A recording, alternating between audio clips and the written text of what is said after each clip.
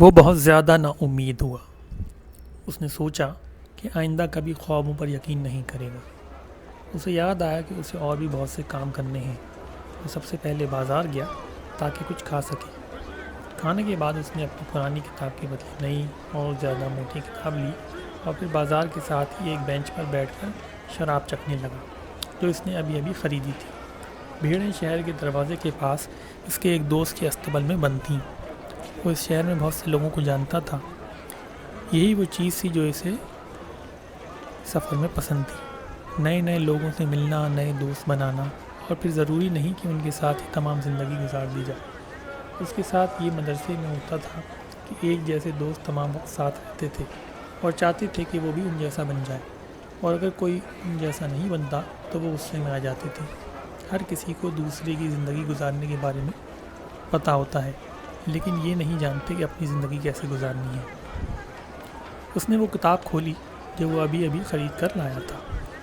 کتاب کے پہلے صفحے پر ایک تدفین کی تفصیلات مکمل لکھی ہوئی تھی۔ تدفین میں شامل لوگوں کے نام انتہائی مشکل تھے اور پڑھنے میں بہت مشکل پیش آ رہی تھی۔ اس نے سوچا کہ اگر وہ کبھی کوئی کتاب لکھے گا تو ایک وقت میں صرف ایک کردار کو ہی سامنے لائے گا تاکہ پڑھنے والے کو بہت سارے نام نہ یاد کرنے پڑیں۔ جیسے جیسے وہ کتاب پڑھنے میں منہمک ہوتا جا رہا تھا، اسے کتاب میں مزہ آنے لگا۔ تدفین ایک برفانی دن میں ہو رہی تھی اور وہ سردی کے بارے میں سوچ کر خوش ہو رہا تھا۔ وہ اپنی کتاب میں مہو تھا کہ ایک بوڑھا آدمی اس کے برابر میں آ کر بیٹھ گیا اور بات شروع کرنے کی کوشش کرنے لگا۔ یہ لوگ وہاں کیا کر رہے ہیں؟ آدمی نے دور مارکیٹ میں دیکھتے ہوئے کہا۔ کام، لڑکے نے بیزاری سے جواب دیا۔ مطلب اس کا یہ تھا کہ مجھے پڑھنے دیا جائے۔ اصل میں وہ اس وقت یہ سوچ رہا تھا کہ کس طرح وہ تاجر کی بیٹی کے سامنے تیزی سے بھیڑ کی اون اتارے گا، اور لڑکی حیران ہوگی کہ وہ کتنے مشکل کام بھی کتنی آسانی سے کر سکتا ہے۔ یہ خیال کئی دفعہ اس کے ذہن میں آیا۔ ہر دفعہ لڑکی حیرت سے اسے دیکھتی جب وہ اسے بتاتا کہ بھیڑ کے بال پیچھے کی طرف سے آگے کی طرف کترے جاتے ہیں۔ اس نے کچھ کہانیاں بھی یاد کر لی تھیں جو وہ اسے بھیڑ کے بال کترتے وقت سناتا۔ ان میں سے بہت سی کہانیاں اس نے کتابوں سے پڑھی تھیں، لیکن ان کہانیوں کو اپنے اوپر بیتے ہوئے واقعات کے طور پر بتانے کا سوچ رہا تھا۔ اس نے سوچا لڑکی کو کبھی پتہ نہیں چلے گا کہ یہ اس نے کتابوں سے پڑھی ہیں یا حقیقت میں اس پر بیتے ہوئے واقعات ہیں، کیونکہ اسے تو پڑھنا ہی نہیں آتا تھا۔ دوسری طرف وہ بوڑھا مسلسل اس کوشش میں تھا کہ کسی طرح بات چیت کا سلسلہ شروع کیا جائے۔ بوڑھے نے کہا کہ وہ تھکا ہوا ہے اور پیاسا بھی ہے، کیا تم مجھے تھوڑی سی شراب پینے کو دے سکتے ہو؟ لڑکے نے یہ سوچ کر بوتل بوڑھے کی طرف بڑھا دی کہ شاید یہ پی کر بوڑھا اس کی جان چھوڑ دے، لیکن بوڑھا تو بات کرنے کے بہانے ڈھونڈ رہا تھا۔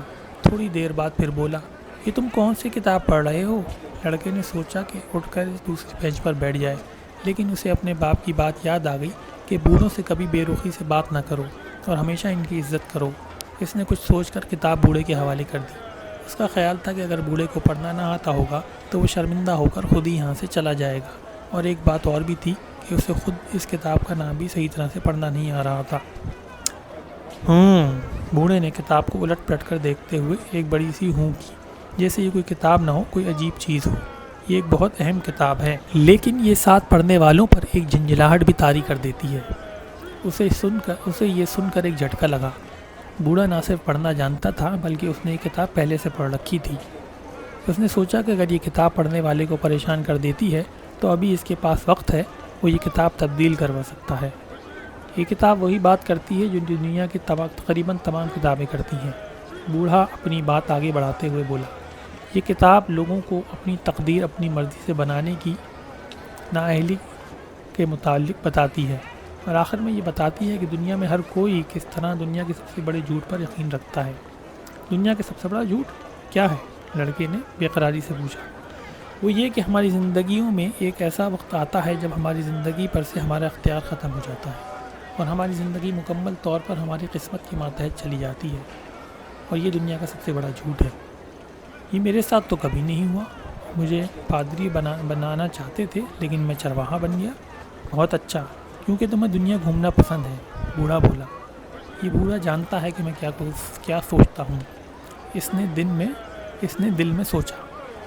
بوڑھا بے پرواہی سے کتاب کے صفحے ادھر ادھر پلٹ رہا تھا، جیسے یہ کتاب اسی کی ہے اور واپسی کا کوئی امکان نہیں۔ لڑکے نے بوڑھے کو غور سے دیکھا۔ اس کے کپڑے کچھ عجیب سے لگے۔ وہ عرب لگتا تھا۔ عربوں کا اس علاقے میں آنا جانا کچھ عجیب بات نہ تھی۔ افریقہ طریفہ سے چند گھنٹے کی مسافت پر تھا۔ وہاں جانے کے لیے صرف سمندر کی ایک باریک گزرگاہ کو ہی پار کرنا پڑتا تھا۔ عرب لوگ اکثر اس شہر میں خریداری کرتے ہوئے اور دن میں کئی دفعہ عبادت کرتے ہوئے نظر آ جاتے تھے۔ آپ کہاں سے آئے ہیں؟ لڑکے نے پوچھا۔ بہت سی جگہوں سے، بوڑھا بولا۔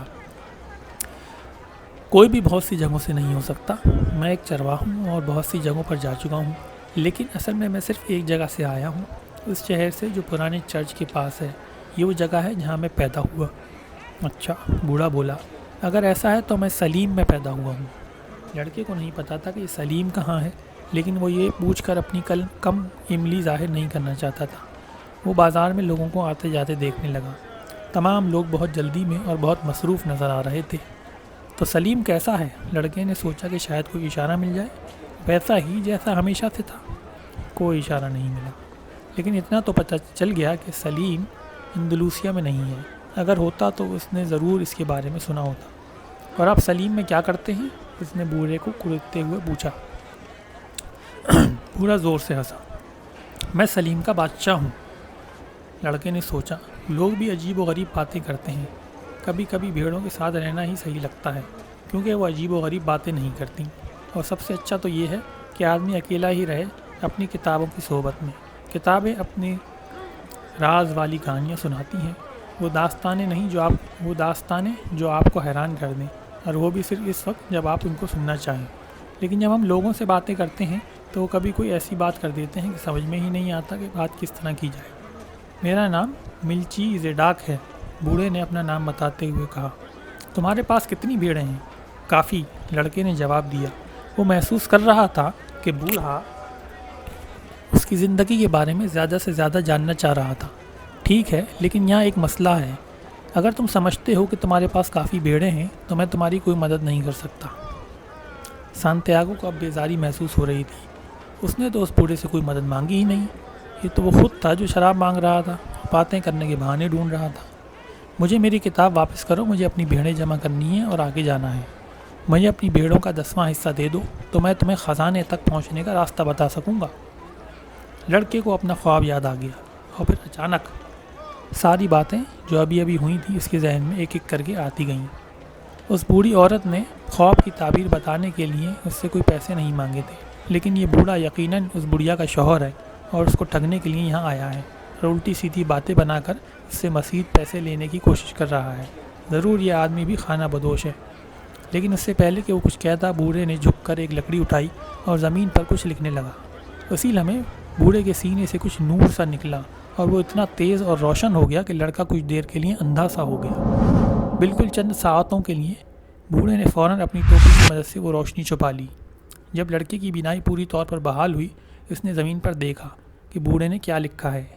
وہاں زمین پر، اس بازار کی اس چھوٹے سے شہر کی زمین پر، لڑکے نے جو دیکھا وہ حیران کر دینے والا تھا۔ وہاں اس کے والد، والدہ، اس کے مدرسے کا نام لکھا ہوا تھا۔ وہاں اس تاجر کی بیٹی کا نام بھی لکھا ہوا تھا جو اسے خود معلوم نہ تھا، اور بہت سی ایسی چیزیں بھی تھیں جو اس نے کبھی کسی کو نہیں بتائی تھیں۔ میں سلیم کا بادشاہ ہوں، بوڑھے کی آواز گونجی۔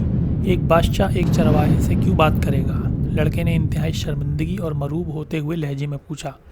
بہت سی وجوہات ہیں، لیکن سب سے اہم چیز یہ ہے کہ تم اپنی تقدیر کو کھوجنے میں کامیاب ہو گئے ہو۔ لڑکے کو نہیں پتا تھا کہ تقدیر کسے کہتے ہیں۔ یہ وہ چیز ہے جسے تم ہمیشہ سے پا لینے کی جدوجہد میں تھے۔ ہر کوئی جب جوان ہوتا ہے تو اسے پتا ہوتا ہے کہ اس کی تقدیر کیا ہے اور وہ زندگی میں کیا پانا چاہتا ہے۔ زندگی کے اس موڑ پر ہر چیز واضح ہوتی ہے اور ہر کام ممکن ہوتا ہوا نظر آتا ہے۔ جوان لوگ خوابوں سے نہیں ڈرتے، وہ خوابوں کی تعبیر پا لینے کی ہمت رکھتے ہیں، اور ہر کام کر جانے کا جذبہ ان کی رگوں میں دوڑتا رہتا ہے۔ لیکن جیسے جیسے وقت گزرتا جاتا ہے، ایک پراسرار طاقت انہیں قائل کر دیتی ہے کہ اپنی تقدیر کو اپنے لیے بدل دینا اور اس چیز کو پا لینا جو وہ چاہتے تھے ایک ناممکن کام ہے۔ بوڑھے کی ان تمام باتوں میں لڑکے کو کوئی ربط یا مطلب نظر نہیں آ رہا تھا۔ وہ تو بس اس پراسرار قوت کے بارے میں سوچ رہا تھا جس کا ذکر بوڑھے نے کیا تھا۔ وہ چاہتا تھا کہ اس پراسرار قوت کے بارے میں مزید جان لے، تاکہ جب وہ یہ بات تاجر کی لڑکی کو بتائے تو اس سے بہت زیادہ متاثر ہو جائے۔ یہ پراسرار طاقت شروع میں منفی نظر آتی ہے، لیکن حقیقت میں یہ تمہیں وہ راستہ دکھاتی ہے جس پر چل کر تم اپنی تقدیر کو پا سکتے ہو۔ یہ قوت تمہاری روح، تمہاری قوت کو تیار کرتی ہے، کیونکہ دنیا کی ایک عظیم سچائی ہے، اور وہ یہ کہ تم جو کوئی بھی ہو اور جو کچھ بھی تم کرتے ہو، جب تم حقیقت میں کسی چیز کو پا لینے کی خواہش کرتے ہو تو وہ اس لیے ہے کہ وہ خواہش اصل میں اس کائنات کی روح میں پیدا ہوتی ہے، اور پھر یہ خواہش تمہارے لیے ایک اس دنیا میں زندگی کا مقصد بن جاتی ہے۔ اب چاہے وہ خواہش دنیا گھومنے کی ہو، تاجر کی بیٹی سے شادی کرنے کی، اور چاہے خزانے کی تلاش کی، اس دنیا کی روح لوگوں کی خوشی اور مسرت سے طاقت حاصل کرتی ہے، اور جب تم یہ ارادہ کر لو کہ کوئی چیز تمہیں چاہیے تو تمام کائنات اس کام کو کرنے میں تمہارے ساتھ شامل ہو جاتی ہے۔ دونوں طرف سے کچھ دیر کے لیے مکمل خاموشی چھا گئی۔ دونوں دور لوگوں کو بازار میں آتا جاتا دیکھتے رہے۔ پھر بوڑھے نے بولنا شروع کیا۔ تمہیں بھیڑوں کا ریوڑ کیوں پسند ہے؟ کیونکہ مجھے دنیا دیکھنے کا شوق ہے۔ بوڑھے نے بازار میں موجود ایک نان بائی کی طرف اشارہ کیا جو اپنی دکان میں بیٹھا تھا۔ جب یہ بچہ تھا تو یہ بھی دنیا گھومنا چاہتا تھا، لیکن پھر اس نے سوچا کہ پہلے ایک دکان لے لوں اور کچھ پیسے بچا لوں۔ جب یہ آدمی بوڑھا ہو جائے گا تو صرف 1 مہینہ ہی افریقہ میں گزار پائے گا۔ اسے یہ کبھی بھی اندازہ نہیں ہو سکا کہ انسان میں اتنی صلاحیت ہوتی ہے کہ وہ جب چاہے جو چاہے کام کر سکتا ہے، وہ اپنے خوابوں کو پورا کر سکتا ہے۔ لڑکا بیچ میں بولا، اسے ضرور چرواہا بن جانا چاہیے تھا۔ ہاں، اس نے اس بارے میں بھی سوچا تھا، بوڑھا بولا، لیکن نان بائی کی اہمیت ایک چرواہے سے بہرحال زیادہ ہوتی ہے۔ نان بائیوں کے گھر ہوتے ہیں، دوسری طرف چرواہے کھلے آسمان تلے زندگی گزارتے ہیں۔ ماں باپ چرواہوں سے زیادہ نہیں بلکہ نان بائیوں سے زیادہ اپنی بیٹیوں کی شادی کرنا پسند کرتے ہیں۔ لڑکے کے دل میں ایک ہوک سی اٹھی اور فوراً اس کا دماغ تاجر کی بیٹی کی طرف ہو گیا۔ اس نے سوچا کہ شہر میں یقیناً اچھے نان بائی موجود ہیں، اور پھر ایسا ہوتا ہے کہ لوگ نان بائیوں چرواہوں کے بارے میں ہی سوچتے رہتے ہیں، اور ان کی اپنی زندگی، اپنا مقدر، اپنے خواب ادھورے رہ جاتے ہیں۔ تم یہ سب باتیں مجھے کیوں بتا رہے ہو؟ کیونکہ تم اپنے خوابوں کی حقیقت جاننے کی کوشش کر رہے ہو، اور تم اس جگہ پر ہو جب انسان اپنا سب کچھ چھوڑنے کا فیصلہ کرنے والا ہوتا ہے، اور عین اس وقت تم منظر پر آتے ہو۔ لڑکا بولا، ہمیشہ نہیں، لیکن کسی نہ کسی صورت میں، کبھی میں کسی مسئلے کے حل کی صورت میں، کبھی کسی اچھے منصوبے کی صورت میں، کبھی کسی نازک صورتحال میں کسی آسانی کی صورت میں، اور بہت سی دوسری صورتوں میں آسانیاں پیدا کرنے کے لیے آتا ہوں، لیکن اکثر لوگ یہ سمجھ نہیں پاتے کہ یہ سب میں نے کیا ہے۔ اب 1 ہفتہ پہلے کی ہی بات ہے کہ مجھے ایک کان کن کے سامنے ایک پتھر کی صورت میں آنا پڑ گیا۔ کان کن نے اپنا سب کچھ قربان کر کے زمرد کی تلاش میں نکلنے کا فیصلہ کیا۔ وہ 5 سال تک ایک دریا کے کنارے کھدائی کرتا رہا اور ہزاروں بلکہ لاکھوں پتھروں کو ہر دفعہ یہ سوچ کر نکالتا رہا کہ یہ زمرد ہے۔ آخر کار مایوس ہو کر کان کن نے فیصلہ کیا کہ وہ یہ کام چھوڑ دے گا۔ اس کا یہ فیصلہ اس وقت کا تھا جب وہ صرف ایک پتھر ہٹاتا تو اس کے نیچے زمرد کا خزانہ اسے مل جاتا۔ کیونکہ کان کن اپنا سب کچھ قربان کر کے آیا تھا اور اپنے خواب کی تلاش میں تھا، تو میں نے اس کی مدد کی، اور میں ایک پتھر کی شکل میں بڑھتا ہوا اس کے قدموں میں آ گرا۔ کان کن نے وہ پتھر اٹھایا اور اپنی 5 سال کی مایوسی، محرومی اور ناکامی کا بدلہ اس پتھر کو پوری قوت سے کان کی دیوار پر مار کر بدلہ لے لیا۔ اس نے وہ پتھر اتنی زور سے مارا کہ جب وہ پتھر دوسرے پتھروں سے ٹکرایا تو وہاں ایک شگاف پڑ گیا اور اندر سے دنیا کا سب سے قیمتی زمرد برآمد ہوا۔ بوڑھے کی زبان میں تلخی آ گئی تھی۔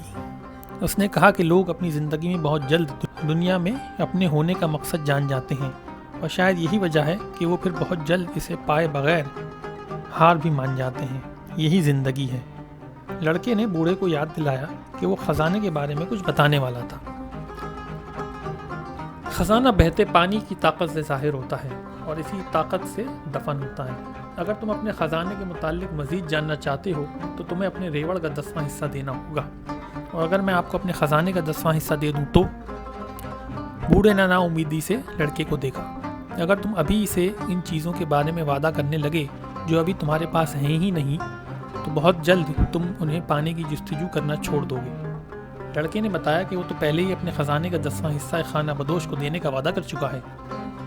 خانہ بدوش اس قسم کے کاموں کے ماہر ہوتے ہیں، بوڑھا بولا۔ بہرحال یہ ایک اچھی بات ہے کہ تمہیں سمجھ آ گئی ہے کہ دنیا میں کوئی بھی شے مفت نہیں ملتی۔ بوڑھے نے کتاب واپس کی۔ کل اسی وقت اپنے ریوڑ کا 10واں حصہ لے آنا اور میں تمہیں بتا دوں گا کہ تم خزانہ کس طرح تلاش کر سکتے ہو۔ خدا حافظ۔ اور بوڑھا بازار کی رونق میں غائب ہو گیا۔ لڑکا دوبارہ سے کتاب پڑھنے کی کوشش کرنے لگا، لیکن اب اس کا دھیان کتاب میں بالکل بھی نہیں لگ رہا تھا۔ وہ پریشانی اور دباؤ کی کیفیت میں لگ رہا تھا، کیونکہ اسے پتا تھا کہ بوڑھا جو کچھ بھی کہہ رہا ہے وہ حقیقت پر مبنی ہے۔ وہ نان بائی کے پاس گیا اور ایک روٹی لے کر سوچنے لگا کہ کیا وہ نان بائی کو بوڑھے کی باتوں کے بارے میں بتائے یا نہیں۔ پھر اس نے سوچا کہ کبھی کبھی چیزوں کو ان کے حال پر چھوڑ دینا ہی بہتر ہے، اور بغیر کچھ کہے وہاں سے نکل آیا۔ اگر وہ کچھ کہہ دیتا تو ممکن تھا نان بائی اگلے 3 دن تک پریشانی میں رہتا اور سب کچھ چھوڑ چھاڑ کر سفر پر نکلنے کے بارے میں سوچتا رہتا۔ لڑکے نے سوچا کہ کسی کو کسی پریشانی میں مبتلا کرنا ٹھیک نہیں، اور وہ شہر میں بے مقصد گھومنے لگا۔ گھومتے گھومتے وہ ایک عمارت کے سامنے جا پہنچا۔ اس عمارت میں ایک کھڑکی تھی اور لوگ وہاں سے افریقہ جانے کے لیے ٹکٹ خرید رہے تھے۔ اسے پتا تھا کہ مصر افریقہ میں ہے۔ کھڑکی میں موجود آدمی نے کہا کہ میں آپ کی کیا مدد کر سکتا ہوں؟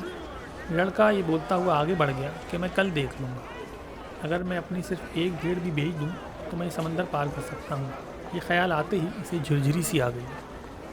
ایک اور خواب دیکھنے والا ٹکٹ بیچنے والے نے سینتیاگو کو جاتے ہوئے دیکھ کر اپنے ساتھی سے کہا، اس کے پاس سفر کرنے کے پیسے نہیں ہیں شاید۔ جب وہ ٹکٹ والی کھڑکی میں کھڑا تھا، اس نے اپنے ریوڑ کو یاد کیا اور سوچا کہ اسے واپس چلے جانا چاہیے اور ایک چرواہا ہی رہنا چاہیے۔ ان پچھلے 2 سالوں میں اسے چرواہوں والے سارے ہنر آ گئے تھے۔ اسے بھیڑ کے بال کترنے، بھیڑوں کو بھیڑیوں سے بچانے اور جو بھیڑیں بچے دینے والی ہوں ان کی دیکھ بھال کرنے جیسے تمام کاموں پر دسترس حاصل ہو گئی تھی۔ اسے اندلوسیہ کے تمام علاقوں، چراگاہوں اور دوسری چیزوں کے بارے میں بھی پتہ چل چکا تھا۔ اس کی ریوڑ کی بھیڑوں کی کیا قیمت ہے یہ بھی اسے پتہ چل چکا تھا۔ اس نے فیصلہ کیا کہ وہ اپنے دوست کے استبل میں پورا شہر گھومتا ہوا جائے گا۔ جب وہ شہر کے قلعے کے پاس سے گزرنے لگا تو پتھر کی دیوار کے سب سے اونچے کونے تک چلا گیا تاکہ وہاں سے افریقہ کی ایک جھلک دیکھ سکے۔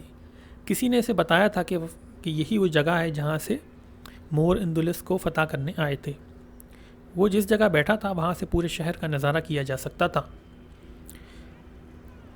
وہاں سے وہ بازار بھی نظر آ رہا تھا جہاں کچھ دیر پہلے وہ بوڑھے کے ساتھ بیٹھا ہوا تھا۔ وہ وہاں بیٹھ کر اس وقت کو کوسنے لگا جب بوڑھے نے اس سے ملاقات کی تھی۔ وہ سوچنے لگا کہ وہ اس قصبے میں صرف اس عورت سے ملنے آیا تھا جو خوابوں کی تعبیر بتا سکے، لیکن نہ تو وہ خانہ بدوش عورت اور نہ ہی وہ بوڑھا اس کی بات کو کوئی اہمیت دے پائے۔ میرے خیال میں کیونکہ میں ایک چرواہا ہوں اس لیے انہوں نے میری بات غور سے نہیں سنی اور اس بات کو اتنی اہمیت نہیں دی۔ ہوا میں ہلکی ہلکی خنکی آتی جا رہی تھی۔ اسے اس ہوا کے بارے میں پتہ تھا۔ لوگ اس ہوا کو لیونٹ کہتے تھے۔ مشرقی بحیرہ روم کی طرف سے آئے تھے جہاں سے یہ ہوا آتی تھی۔ لیونٹر کی شدت میں تیزی آتی جا رہی تھی۔ لڑکے نے ہوا کو محسوس کرتے ہوئے سوچا کہ میں یہاں اپنے ریوڑ اپنے خزانے کے بیچ میں بیٹھا ہوں۔ ایک طرف وہ چیز تھی جس کا وہ عادی تھا تو دوسری طرف وہ چیز تھی جسے وہ پا لینا چاہتا تھا، اور پھر وہ تاجر کی بیٹی بھی تھی۔ لیکن اس کی اہمیت بھیڑوں کے ریوڑ کے مقابلے میں اتنی نہیں تھی، کیونکہ بھیڑیں تو اس کا کل سرمایہ تھیں اور وہ زندگی گزارنے کے لیے انہی پر انحصار کرتا تھا۔ اور ہو سکتا ہے مجھے بھول بھی چکی ہو۔ اسے اب یہ بھی یقین تھا کہ اس بات سے کوئی فرق نہیں پڑتا کہ وہ کس دن اس لڑکی سے ملے، کیونکہ اس لڑکی کے لیے ہر دن ایک جیسا ہوتا ہوگا، کیونکہ لوگ اپنی زندگیوں کے اتنے عادی ہو جاتے ہیں کہ ہر دن انہیں ایک جیسا لگتا ہے۔ انہیں یہ بھی احساس نہیں ہوتا کہ ہر روز ایک اچھی چیز ان کی زندگی میں آتی ہے، جیسا کہ ہر روز سورج کا نکلنا۔ میں نے اپنے ماں باپ اور اس پرانے قلعے کو چھوڑا اور اب وہ میری غیر موجودگی کے عادی ہو چکے ہیں اور میں بھی ان کے بغیر رہنے کا عادی ہو چکا ہوں۔ ایسے ہی میری بھیڑیں بھی میرے بغیر رہنے کی عادی ہو جائیں گی۔ لیونٹر مزید تیز ہو چکی تھی۔ اب وہ ہوا کو اپنے چہرے پر محسوس کر رہا تھا۔ اس نے سوچا کہ یہ ہوا موروں کو یہاں تک لائی تھی اور ان کے ساتھ ساتھ ریگستان کی ایک مخصوص مہک بھی۔ وہ اس ہوا کو حسد کے جذبات سے دیکھنے لگا کہ کس طرح ہوا آزادی سے ہر جگہ چلتی ہے۔ پھر اس نے سوچا کہ وہ بھی ہوا کی طرح آزاد ہو سکتا ہے اور کوئی ایسی چیز نہیں جو اس کا راستہ روکے سوائے اس کے کہ اس کی اپنی ذات کے۔ بھیڑیں، تاجر کی بیٹی اور اندلوسیہ کی چراگاہیں تو صرف وہ زینے ہیں جن پر وہ چڑھ کر اپنی تقدیر اور اپنے خوابوں کو پا لینے کے لیے آگے بڑھ سکتا ہے۔ اگلے دن دوپہر کو وہ اپنی 6 بھیڑوں کے ساتھ بوڑھے کے پاس موجود تھا۔ مجھے بڑی حیرانی ہوئی جب میری باقی بھیڑیں میرے دوست نے فوراً خرید لی۔ اس نے کہا کہ وہ ہمیشہ سے ایک چرواہا بننا چاہتا تھا، میرے خیال میں وہ ایک اچھا شگون ہے۔ بالکل ایسا ہی ہے، بوڑھے آدمی نے اس کے خیالات پڑھتے ہوئے کہا۔ بوڑھے نے اپنی ٹوپی اتاری۔ لڑکا بوڑھے کو دیکھ کر حیران رہ گیا۔ بوڑھے نے ایک بھاری بھرکم سونے کی زرہ پہنی ہوئی تھی جس میں قیمتی ہیرے جواہرات جڑے تھے۔ یہ ضرور کوئی بادشاہ ہے، اس طرح کا حلیہ بنائے رہتا ہے تاکہ چوروں سے محفوظ رہ سکے، لڑکے نے سوچا۔ یہ لو، بوڑھے نے ایک کالا اور ایک سفید پتھر لڑکے کو دیتے ہوئے لڑکے کو دیے۔ یہ پتھر سونے کی زرہ کے بیچ میں جڑے ہوئے تھے۔ یہ یورم اور تھومم ہیں۔ کالا پتھر ہاں کا اشارہ ہے اور سفید پتھر نہیں کا۔ جب کبھی بھی تمہیں کوئی شگون پڑھنے میں مشکل پیش آئے، یہ تمہیں فیصلہ کرنے میں مدد فراہم کریں گے، لیکن جہاں تک ممکن ہو اپنا فیصلہ خود کرنا۔ خزانہ اہراموں کے پاس ہے، یہ تمہیں پہلے سے ہی پتہ ہے، لیکن میں نے 6 بھیڑیں اس لیے لی ہیں تاکہ تم اپنے فیصلے پر قائم رہو۔